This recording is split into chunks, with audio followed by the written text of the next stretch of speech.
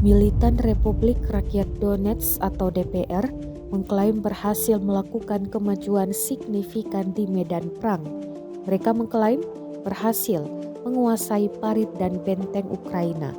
Rekaman dampak kehancuran benteng dan parit dirilis di Telegram pada Kamis 17 November 2022. Dalam keterangan unggahan disebutkan, militer Republik dari Brigade ke-100 NM DPR merebut parit dan benteng besar Ukraina di daerah Nevelskoye. Ini dilaporkan oleh koresponden media DPR dari tempat kejadian.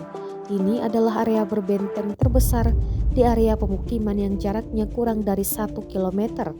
Pelepasan benteng ini diduga untuk mengambil alih kendali jalan suplai dari Krasnogorovka dan Pervomaiskoye dan Avdiivka.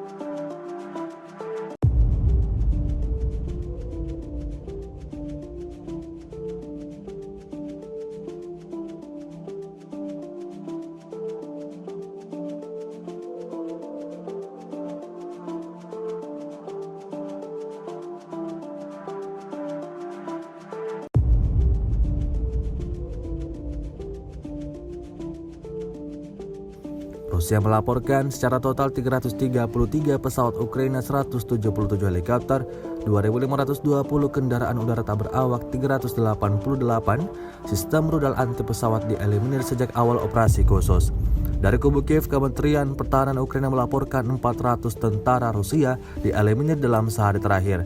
Total 83.110 prajurit Federasi Rusia meninggal sejak awal konflik hingga hari ke-268.